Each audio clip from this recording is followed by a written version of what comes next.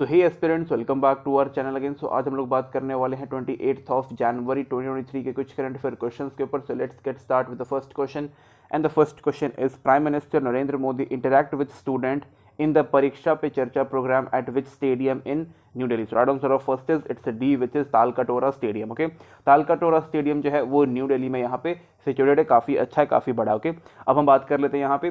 तो यहाँ पे 27 ऑफ जनवरी को हमारे जो पीएम नरेंद्र मोदी हैं उन्होंने यहाँ पे परीक्षा पे चर्चा प्रोग्राम पे जो स्टूडेंट्स हैं उनसे यहाँ पे बात किया था। ओके, अराउंड यहाँ पे 102 स्टूडेंट्स यहाँ पे आए थे। एंड एक चीज़ याद रखिएगा कि ये जो अपना प्रोग्राम है यहाँ पे परीक्षा पे चर्चा, ये यहाँ पे इस बार 6th एडिशन था। यहाँ पे इसका एडिशन पूछने का जो चांसेस है वो काफ़ी ज़्यादा है। और साथ ही में अगर हम बात करें तो 2018 से इसको यहाँ पे शुरू किया गया है। ओके, यहाँ पे जो हमारे पीएम साहब हैं वो स्टूडेंट्स को ये बताते हैं कि भाई कैसे आप अपना यहाँ पे स्ट्रेस को यहाँ पे मैनेज कर सकते हो, यानी कि स्ट्रेस मैनेजमेंट के ऊपर पूरा बताया, एग्जाम्स के ऊपर बताया, साथ ही में यहाँ पे जो हेल्थ है उसके ऊपर बताया है, और साथ में आपका करियर कैसा होना चाहिए, कैसे करियर को आप चूज़ कर सकते हो, इन सब चीज़ों के ऊपर उन्होंने जो स्टूडेंट्स हैं जो वहाँ पे गए थे उनसे यहाँ पे बात किया था। ओके, साथ ही में जो उनका ये प्रोग्राम है वो भी यहाँ पे लाइव हो जाता है, सो दैट कि जितने भी बाकी के स्टूडेंट्स हैं जो वहाँ पे उनसे मीट नहीं कर पाए हैं वो अपने घर पे बैठ के ही मतलब उनकी बातों को सुन सकें और अपनी लाइफ में उनकी बातों को इम्प्लीमेंट कर सकें। Okay, next question is how many police personnels has been awarded police medal on Republic Day? So right answer of second is it's C, which is 901। Okay, तो 901 पुलिस पर्सनल्स को यहाँ पे मेडल्स मिले। Okay, जिसमें से 140 police officers या फिर police personnels ऐसे हैं जिनको यहाँ पे गैलेंट्री अवार्ड मिला है। ओके, इसके अलावा 93 ऐसे पुलिस पर्सनल्स हैं जिनको यहाँ पे डिस्टिंग्विश सर्विस के लिए यहाँ पे मेडल मिला है। ओके, और बाकी यहाँ पे जो बचे खुचे हैं यहाँ पे 688, इनको यहाँ पे नॉर्मल पुलिस मेडल। देखो, नॉर्मल यहाँ पे कुछ होता नहीं है, जब भी यहाँ पे मेडल मिल रहा है तो पक्का यहाँ पे कोई ना कोई उन्होंने कोई अच्छा काम किया होगा, ब्रेवरी वाला यहाँ पे काम किया होगा, तभी उनको ये मेडल यहाँ पे मिल रहा है। ओके, इसके अंतर्गत यहाँ पे बीएसएफ भी आ जाता है, सीआरपीएफ भी यहाँ पे आज आते हैं, पीएफ। ओके, साथ ही में यहाँ पे सीएपीएफ आ जाते हैं। जितने भी यहाँ पे हमारे पुलिस के अलग अलग ब्रांचेस हैं वो सब इसके अंदर इंक्लूडेड रहते हैं। बस यही रहता है कि जो यहाँ पे बेस्ट काम करते हैं, जो अपने लाइफ पे यहाँ पे सेक्रीफाइस करके कोई ब्रेवरी वाला यहाँ पे काम करते हैं, उनको यहाँ पे मेडल मिल जाता है। ओके, तो काफ़ी अच्छा है, कोई दिक्कत नहीं है। Okay, next question is who take care over as a new general manager of Central Railway? Right answer of third is it's B, which is Naresh Lavani. Okay, याद रखिएगा इस चीज़ को, नरेश लवानी जो है अब यहाँ पे ये new general manager of Central railway यहाँ पे बन चुके हैं। ओके, अगर हम इनकी बात करें तो यहाँ पे ये 1985 बैच के यहाँ पे इंडियन रेलवे इंजीनियरिंग ऑफिसर यहाँ पे हैं, और ये भी यहाँ पे सीनियर ऑफिसर्स में से एक हैं, बिकॉज 1985 काफ़ी पुराना है। ओके, अराउंड इनको अभी यहाँ पे अराउंड 45 ईयर्स से ज़्यादा यहाँ पे ऑलमोस्ट हो चुका है। ओके, लगभग 47। ओके, तो यहाँ पे अगर हम बात करें तो ये इससे पहले यहाँ पे ये सीनियर डिप्टी जनरल मैनेजर के पोस्ट पे यहाँ पे रह चुके हैं। साथ ही में यहाँ पे ये चीफ विजिलेंस ऑफिसर भी यहाँ पे रह चुके हैं, और इन्होंने यहाँ पे वेस्टर्न रेलवे में काफ़ी कंट्रीब्यूट किया है। इसके अलावा जो अपना यहाँ पे नॉर्थ ईस्टर्न रेलवे है वहाँ पर भी इन्होंने काफ़ी कंट्रीब्यूट किया है, और भी अलग अलग जगहों पे। ओके, साथ ही में इन्होंने यहाँ पे इंडियन रेलवे में काफ़ी हाई पोजिशंस या फिर कह सकते हो कि काफ़ी इंपॉर्टेंट पोजिशंस को इन्होंने यहाँ पे होल्ड किया। ओके, इसके अलावा यहाँ पे ये प्रोफेसर भी रह चुके हैं Indian Railway Institute of Civil Engineering में। ओके, तो भाई इनका जो काम है वो काफ़ी इंपॉर्टेंट है। इसके अलावा अगर हम बात करें तो ये अलग अलग यहाँ पे कंट्रीज़ भी गए हैं अलग अलग ट्रेनिंग प्रोग्राम्स के लिए। ओके, जैसे कि यहाँ पे मैनेजमेंट के लिए एक अलग जगह पे गए थे, अलग कंट्री गए थे।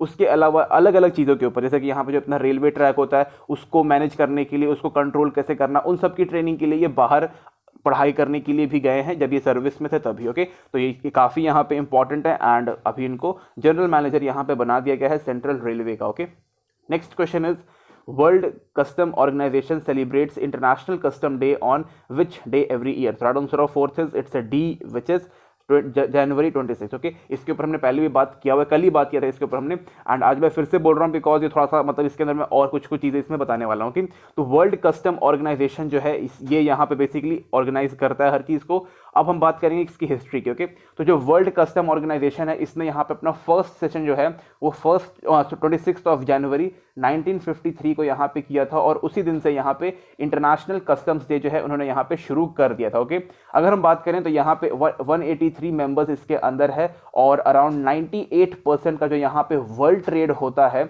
उनके ऊपर इनकी नज़र होती है। मतलब कि जितने भी हमारे कस्टम्स वाले ऑफिसर्स होते हैं वो हर इंपोर्ट एक्सपोर्ट के ऊपर नज़र रखते हैं कि भाई कोई भी यहाँ पे इलीगल चीज़ या फिर गैर कानूनी चीज़ जो है वो हमारी कंट्री से ना आए ना हमारी कंट्री से कहीं जाए। ओके, मतलब हर चीज़ के ऊपर, चाहे वो ड्रग्स हो, वेपन्स हो, इलीगल आइटम्स हो, किसी भी तरीके का स्मगलिंग वगैरह हो, ये सब कुछ यहाँ पे उसी के ऊपर ये नज़र रखते हैं, और कोई भी प्रॉब्लम ना आए इन फ्यूचर उसके ऊपर भी ध्यान रखते हैं। ओके, तो ये काफ़ी यहाँ पे इंपॉर्टेंट और क्रूशियल रोल यहाँ पे प्ले करते हैं कंट्री की सिक्योरिटी में भी और उसकी क्रेडिबिलिटी में, और जितने भी यहाँ पे गुड्स होते हैं उनको ये मतलब पूरा लुकआउट करके जाते हैं। Okay, next question is which district administration is hosting a 3-day international summit on craft. Right answer of is it's a which is Jaipur. Okay, तो जयपुर इसको यहाँ पे होस्ट कर रहा है, 3 दिन का यहाँ पे समिट था। देखो जो अपना यहाँ पे उड़ीसा में जितने भी यहाँ पे क्राफ्ट है उसको यहाँ पे राजस्थान में प्रमोट करने के लिए बेसिकली यहाँ पे एक जो पूरा कॉन्फ्रेंस या फिर जो पूरा समिट है इसको यहाँ पे किया गया। ओके, यहाँ पे हैंडीक्राफ्ट आ जाएगा, यहाँ पे जितने भी इंडिजीनियसली बिल्ड आइटम है वो सब यहाँ पे आ जाते हैं। ओके, इसके अलावा इंटरनेशनल लेवल मतलब डोमेस्टिक लेवल पे तो इसको हम लोग यहाँ पे प्रमोट कर ही रहे हैं, साथ ही में इसको यहाँ पे इंटरनेशनल लेवल पे भी हमें यहाँ पे प्रमोट करना है, सो दैट कि जो अपना प्रोडक्ट है इंडिया का वो अलग अलग देशों में भी यहाँ पे जा सके। ओके, तो काफ़ी ये इंपॉर्टेंट है, याद रखिएगा इस चीज़ को भी। Next question is which state government is hosting e-mobility week from February 5 to 11? So right answer of 6 is it's B, which is Telangana. Okay, तो तेलंगाना यहाँ पर जो है वो ई मोबिलिटी वीक यहाँ पे सेलिब्रेट करने वाला है, या फिर कह सकते हो कि होस्ट करने वाला है। ओके, इसके अंदर इलेक्ट्रॉनिक व्हीकल्स को यहाँ पे सपोर्ट करने के लिए बोला गया है, और साथ ही में यहाँ पे प्रमोशन के लिए भी बोला गया है। भाई ऑल ओवर इंडिया में अगर हम लोग इलेक्ट्रॉनिक व्हीकल्स को लेके आ जाते हैं तो भाई पॉल्यूशन का जो लेवल है वो यहाँ पे एकदम से कम मतलब होने के चांसेस है। ओके, बिकॉज मैक्सिमम पॉल्यूशन जो है वो यहाँ पे व्हीकल से ही यहाँ पे आते हैं, बिकॉज आप लोग देख सकते हो कि भाई ऑल ओवर मतलब ऑलमोस्ट सभी के घरों में कोई ना कोई एक व्हीकल होता ही है, चाहे वो साइकिल ही क्यों ना हो, लेकिन होता जरूर है। ओके, और 2 व्हीलर तो अभी भाई कॉमन हो गया है, किसी किसी घर में 2, 4, 5 भी हो जाते हैं, और जिसके घर में 2, 4, 5 होते हैं उसके घर में कार भी होती है। ओके, तो यार ये चीज़ को यहाँ पे याद रखिएगा। ओके, साथ ही में अगर हम बात करें यहाँ पे तो जो अपना इलेक्ट्रॉनिक व्हीकल का जो यहाँ पे इंडस्ट्री है उसको भी यहाँ पे फाइनेंशियली सपोर्ट करने के लिए बोला गया है। ओके, और यहाँ पे ये भी बोला गया कि भाई जितने भी हमारे फॉसिल फ्यूल वाले कार यानी कि जो भी हमारे पास यहाँ पे डीजल के कार हो चाहे पेट्रोल के कार हो उनको हमें यहाँ पे खत्म करके यहाँ पे लाइक जो अपना इलेक्ट्रॉनिक व्हीकल है उसको यहाँ पे हमें इंट्रोड्यूस करना चाहिए। ओके, और इसको हम लोग कर भी देंगे आने वाले टाइम में। जितने भी यहाँ पे इलेक्ट्रॉनिक व्हीकल्स होते हैं वो कहीं ना कहीं यहाँ पे ये इको फ्रेंडली होते हैं, और जो इनमें से कार्बन कंटेंट है वो बिल्कुल यहाँ पे 0 रहता है। ओके, तो इसलिए हमारे लिए काफ़ी इंपॉर्टेंट है, हमारे इन्वायरमेंट के लिए भी काफ़ी important. Okay, next question is in which state did agriculture minister Badal परतलेख launch ₹462.32 crore water conservation schemes. Right answer of 7th is it's a which is Jharkhand. Okay, Jharkhand में अगर हम बात करें तो यहाँ पे वाटर रिसोर्सेज की काफ़ी यहाँ पे प्रॉब्लम रहती है, स्पेशली रांची की अगर हम बात करें तो वहाँ पे ग्राउंड वाटर है वो अच्छे तरीके से काम नहीं करता, और अगर करता भी तो काफ़ी पॉल्यूटेड रहता है। ओके, तो यहाँ पे पहला चीज़ है कि भाई जो अपना यहाँ पे ग्राउंड वाटर है उसको यहाँ जो यहाँ पे ग्राउंड वाटर स्टोरेज है हमें उसको यहाँ पे रिचार्ज करना है, यानी कि उसको वापस से यहाँ पे फिल आउट करना है। इसके अलावा यहाँ पे वाटर मैनेजमेंट एक काफ़ी इंपॉर्टेंट है। सेव वाटर भाई सबको पता है कि भाई कहीं ना जब भी यहाँ पे अगर हम वाटर कंजर्वेशन की बात करेंगे तो सेव वाटर भाई वहाँ पे आ ही जाएगा। ओके, इसके अलावा अगर हम बात करें तो हमें यहाँ पे देखो झारखंड में कुछ ऐसे इलाके हैं जहाँ पे हैवी अमाउंट ऑफ ड्रॉट यानी कि सूखापन पड़ जाता है, और उसके कारण जो लोग हैं उनको काफ़ी यहाँ पे प्रॉब्लम होती है, उनकी फसलें खराब हो जाती हैं, डेली लाइफ में जो वाटर यहाँ पे यूज़ होता है वो उनको वो भी नहीं मिल पाता। ओके, तो उसको यहाँ पे फुलफिल भी करना है, तो यहाँ पे फार्मर्स जो हैं उनका भी यहाँ पे काफ़ी नुकसान हो जाता है। तो भाई सब कुछ यहाँ पे प्रॉपर वे में करने के लिए ही वाटर कंजर्वेशन स्कीम को यहाँ पे लेके आया गया। ओके, इसके लिए यहाँ पे जितने भी फार्मर्स हैं उन्होंने यहाँ पे 31.33 लाख एप्लीकेशंस यहाँ पे दिए गए थे कि भाई हमारे एरिया में सूखापन है, आप पानी के लिए कुछ हमारे पास करिए। ओके, एंड फिर यहाँ पे लेके आया गया। लेट्स सी कि भाई कितना ये अच्छे तरीके से काम करता है। इवन दो जो हमारे देश में जो लोग रहते हैं या फिर झारखंड की मैं बात नहीं करूँगा, जितने भी कंट्री में हमारे लोग रहते हैं वो वाटर को काफ़ी ईजिली यहाँ पे वेस्ट कर देते हैं। मतलब जो फ्रेश वाटर होता है उसको हम लोग यहाँ पे ईजिली वेस्ट कर देते हैं। तो भाई लोगों के अंदर यहाँ पे ये अवेयर आना चाहिए कि भाई जो फ्रेश वाटर जो हम लोग यहाँ पे वेस्ट करते हैं वो काफ़ी मुश्किल से यहाँ पे मिल पाता है, एंड लाइक उसको वेस्ट नहीं करना है। Okay, next question is in which state will men marrying girl under 14 will be booked under the POCSO Act? So right answer of 8 is it's C, which is Assam. Okay, तो असम में अगर कोई भी पुरुष किसी 14 साल से नीचे की महिला से यहाँ पे अगर शादी करता है, लड़की से शादी करता है, तो उसको यहाँ पे पॉक्सो एक्ट के अंदर उसको यहाँ पे गिरफ्तार कर लिया जाएगा और उसको 2 साल से लेकर के लाइफ इम्प्रिजनमेंट भी यहाँ पे हो सकती है। मतलब अगर जेल की बात करें तो 2 साल से लेकर उनको मतलब पूरी जिंदगी भी जेल में रहनी पड़ सकती है। ओके, अब यहाँ पे हम लोग बात कर लेते हैं चाइल्ड मैरिज के ऊपर। तो देखो जो असम है यहाँ पे अराउंड 31.8% जो गर्ल्स हैं उनकी मैरिजेस जो है वो 18 बिलो में कर दी जाती है, मतलब कि जब 18 साल भी नहीं होती उनकी एज तो उससे पहले वो कर देते हैं। ओके, और अभी अगर हम बात करें तो भाई सबको पता है कि पहले हमारा 18 ईयर्स गर्ल्स के लिए था और 21 यहाँ पे बॉयज़ के लिए था, फिर इसको यहाँ पे हटा करके 21 कर दिया गया गर्ल्स के लिए। तो ये काफ़ी इंपॉर्टेंट है, लेकिन दिक्कत ये है कि जो लड़कियाँ हैं वो अभी भी 18 में शादी कर सकती हैं और जब भी यहाँ पे कोई भी 21 से नीचे में करेगा तो उसके लिए कोई भी मतलब कोई हार्ड पनिशमेंट नहीं है। ओके, तो हमें यहाँ पे कुछ हार्ड पनिशमेंट्स भी यहाँ पे लेके आने चाहिए, जैसे कि ये एक काफ़ी ज़्यादा हार्ड पनिशमेंट है। किसी भी इंसान को अगर पॉक्सो एक्ट के अंदर यहाँ पे अगर गिरफ्तार करता है या फिर उसके ऊपर लग जाता है तो ऑलमोस्ट समझो कि भाई उसकी जेल से छूटने की जो संभावना है वो मतलब 1% भी नहीं रहता। ओके, मतलब उसको काफ़ी यहाँ पे प्रॉब्लम आता है और जो ह्यूमन राइट्स वाले होते हैं वो तो और मतलब बहुत दिक्कत करते हैं। ओके, इवन जो जज होते हैं वो भी यहाँ पे काफ़ी स्ट्रिक्ट हो जाते हैं पॉक्सो के अंदर। Okay, next question is according to the Global Fire Power Report 2023 where does India rank in terms of military power? So right answer of 9th is it's D, which is 4th। Okay, तो हम लोग यहाँ पे 4th position पे आते हैं all over world में। Okay, अब बात करते हैं पहला कौन है, तो भाई पहला जो यहाँ पे फर्स्ट है वो यहाँ पे यूएस आता है, सेकंड जो है वो यहाँ पे रशिया आता है, थर्ड जो है वो यहाँ पे चाइना आता है, 4th हम लोग आते हैं, 5th यहाँ पे यूके आता है। ओके, 5th जो है वो यहाँ पे यूके आता है, 6th नंबर पे साउथ कोरिया और 7th नंबर पे यहाँ पे पाकिस्तान आता है। ओके, मतलब पाकिस्तान की जो आर्मी है वो साउथ कोरिया के आर्मी से भी यहाँ पे मतलब वीक है। ओके, इसके अलावा अगर हम बात करें तो ये जो रिपोर्ट है यहाँ पे मतलब आउट ऑफ 145 अलग अलग कंट्रीज में से यहाँ पे निकाला जाता है और इंडिया यहाँ पे 4th पोजीशन पे है, जो कि काफ़ी अच्छी बात है। बट हमें यहाँ पे अभी और अच्छा करना है इसके अंदर। ओके, 5 अलग अलग यहाँ पे क्राइटेरियाज होती हैं।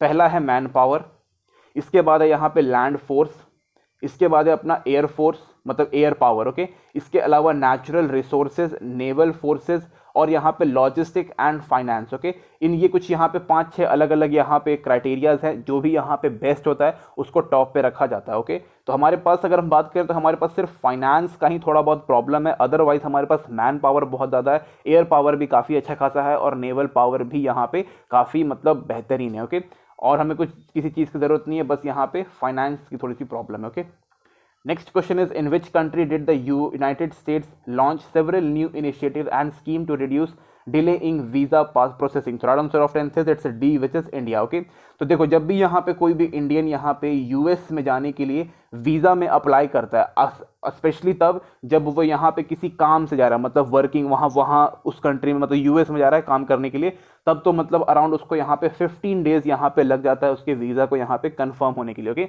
बट अगर ये टूरिज्म के लिए जाएगा तो उसका वीज़ा यहाँ पे 3 दिन में कंफर्म कर दिया जाता है। ओके, तो इन जो यहाँ पे जो इतना लंबा टाइम जो यहाँ पे लेता है उसी को यहाँ पे कम करने के लिए बोला गया है। ओके, स्पेशली अगर हम बात करें उन लोगों के लिए जो यहाँ पे फर्स्ट टाइम यूएस जा रहे हैं, उनको यहाँ पे और जल्दी यहाँ पे वीज़ा देने के लिए बोला गया। ओके, और जो एक बार से ज़्यादा यहाँ पे जा चुके हैं उनका एक छोटा मोटा यहाँ पे इंटरव्यू किया जाएगा, ऑन द स्पॉट इंटरव्यू कर देते हैं और उसके बाद फिर उनको मिल जाएगा। ओके, टाइम लगता है बिकॉज यूएसए जो है वो अपने आप को कुछ ज़्यादा ही मतलब सोचता है कि भाई हमारी कंट्री में कोई भी आएगा तो भाई दिक्कत करेगा, डेफिनेटली दिक्कत करेगा ही।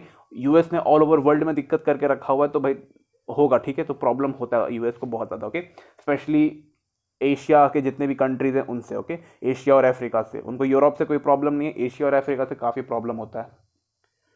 Next question is which state government launch ₹879 crore food processing project to transform the life of farmers? Right answer of 11th is it's B, which is Jammu and Kashmir. Okay, तो जम्मू एंड कश्मीर के जो गवर्नमेंट है वो यहाँ पे थोड़ा बहुत ठीक ठाक अभी काम कर रही है एंड डिसीजंस काफ़ी अच्छे खासी यहाँ पे ले रही है। ओके, तो यहाँ पे जो फूड प्रोसेसिंग है, यहाँ पे फूड प्रोसेसिंग प्रोजेक्ट जो है उसको यहाँ पे लेके आया गया है, किसके लिए? फार्मर्स के लिए, सो दैट कि जो उनका लाइफ है वो यहाँ पे ट्रांसफॉर्म हो सके। ओके, यहाँ पे ये भी बोला गया है कि जब यहाँ पे ये आ जाएगा तो अराउंड मोर देन 7,000 लोगों को यहाँ पे डायरेक्ट जॉब मिलेगा, यानी कि अगर बात करते हैं यहाँ पे डायरेक्ट की तो इनडायरेक्ट जो है वो यहाँ पे ऑलमोस्ट डबल हो जाता है। ओके, इनडायरेक्ट जॉब्स इसका डबल हो जाएगा, इंटू 2 कर दो। ओके, तो काफ़ी अच्छी बात है कि यहाँ पे हम लोग जॉब्स के ऊपर बात कर रहे हैं, उनके लिए जॉब अपॉर्चुनिटी यहाँ पे लेके आया जा रहा है। ओके, साथ ही में यहाँ पे बोला गया कि भाई यहाँ पे 34 अलग अलग यहाँ पे इंटरप्राइजेस को भी यहाँ पे स्टैब्लिश किया जाएगा, जिससे यहाँ पे जो रेवेन्यू है वो भी काफ़ी अच्छा खासा यहाँ पे आएगा 1 साल के अंदर। यहाँ पे रेवेन्यू का यहाँ पे एस्टिमेट दिया गया है 1436 करोड़ रुपीस जो है वो यहाँ पे पर ईयर यहाँ पे आएगा, यानी कि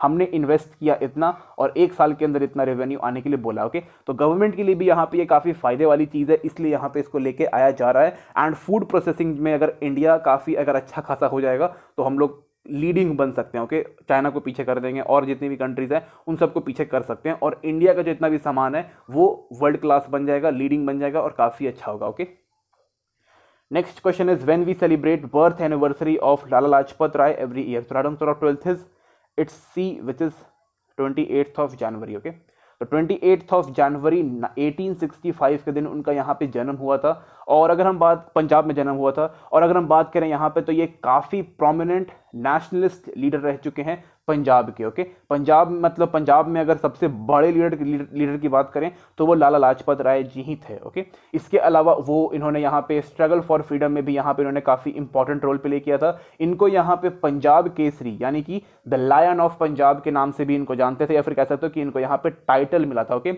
इन्होंने यहाँ पे पंजाब नेशनल बैंक को भी यहाँ पे इन्होंने फाउंड किया था, मतलब बनाया था कह सकते हो, एंड कुछ लोगों ने उसमें घोटाला कर दिया। ओके, इसके अलावा अगर हम बात करें तो भाई आखिरी चीज़ यही बचती है कि भाई 17 नवंबर को 1928 में इनकी यहाँ पे मृत्यु हो चुकी थी just because of serious injuries. Okay, serious injuries.